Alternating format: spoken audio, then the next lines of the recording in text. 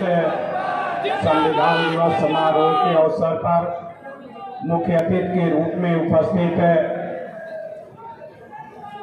Samajwadi party के राष्ट्रीय अध्यक्ष पूर्व मुख्यमंत्री और 2022 के मुख्यमंत्री आदरणीय श्री अखिलेश यादव जी, हमारे बीच में उपस्थिति बाबा साहब भीमराव अम्बेडकर के पौत्र प्रकाश अम्बेडकर जी, भीमराव यशवंतराव अम्बेडकर जी, सभी सम्मानित साथियों तथा इस कार्यक्रम में संविधान दिवस लहराए हुए सभी सम्मानित साथियों, सबसे पहले मैं आप सभी लोगों का संविधान दिवस के अवसर पर हार्दिक बधाई देना चाहता हूं और आप सब लोगों से अपेक्षा करना चाहता हूं कि संविधान का जो आप लोगों ने पढ़कर जो 26 नवंबर 1949 को हमने आत्मर्पित करने का कार्य किया था, उस संविधान का जो आप लोगों ने संकल्प लेने का काम किया था,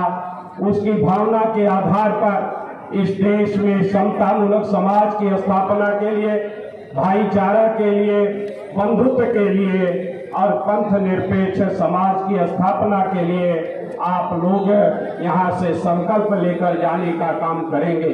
साथियों, जब हम 26 नवंबर 1949 को हमारे संविधान को हम लोगों ने अंगीकृत संविधान सभा ने करने का काम किया था, उसके पहले 25 नवंबर 1949 को बाबा साहब भीमराव अम्बेडकर ने अपना अंतिम भाषण देते हुए इस बात को कहा था कि मैं इस संविधान सभा में मैं उनके भाषण का संक्षेप में कुछ अंश पढ़ना चाहूंगा, जिसमें उन्होंने कहा था कि अध्यक्ष महोदय एवं सदस्यों, मैं संविधान सभा में केवल इस भावना से आया था कि मैं छूट वर्ग के हितों की रक्षा कर सकूं।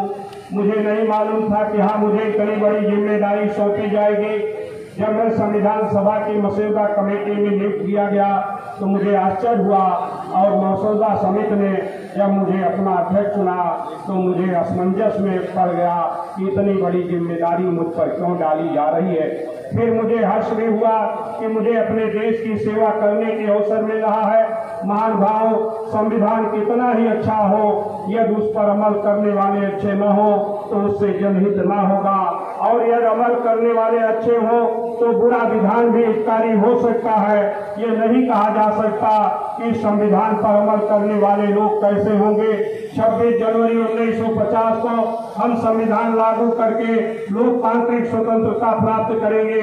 किसी समय देश स्वतंत्र था, परंतु अपने ही लोगों के विश्वासघात से हम स्वतंत्रता से वंचित हैं। क्या इतिहास अपने को दोहराएगा?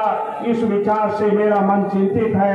क्या भारत की जनता अपने मत, मजहब या स्वार्थ की अपेक्षा देश को अधिक महत्व देगी? मेरी भावना है कि अपने रक्त की अंतिम बूंद तक देकर हमें अपनी स्वतंत्रता की रक्षा करनी चाहिए। यदि हम लोकतंत्र को सुदृढ़ करना चाहते हैं तो हमें अपने सामाजिक और आर्थिक लक्ष्य वैध मार्ग से प्राप्त करने चाहिए, हिंसात्मक और कूटनीतिक उपायों से नहीं। इस देश में जितनी भक्ति, जितनी वीर पूजा और जितना अंधविश्वास है, उतना किसी अन्य देश में नहीं है। धर्म में भक्ति तथा वीर पूजा मुक्ति का साधन भले ही हो सकती है, परंतु राजनीति में भक्ति तथा वीर पूजा अधोगत में ले जाने वाला अधिनायकवाद हो जाता है। स्वतंत्रता, समता, बंधुभाव के आधार पर अधिष्ठित सामाजिक जीवन ही लोकतंत्र कहलाता है। स्वतंत्रता तो हमें मिली, किंतु भारत में समता का अभाव है। बस यहाँ के सामाजिक और आर्थिक जीवन में विषमता का आज उनकी बात आज भी प्रासंगिक है।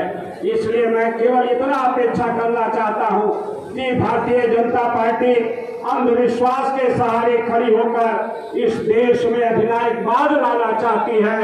अगर उस अधिनायकवाद को मिटाना है तो संविधान का जो संकल्प लिए हैं उसके साथ रहकर आने वाले समय में उत्तर प्रदेश में आदरणीय मैं अपनी बात को विराम देता हूँ। धन्यवाद। जय भीम, जय भारत।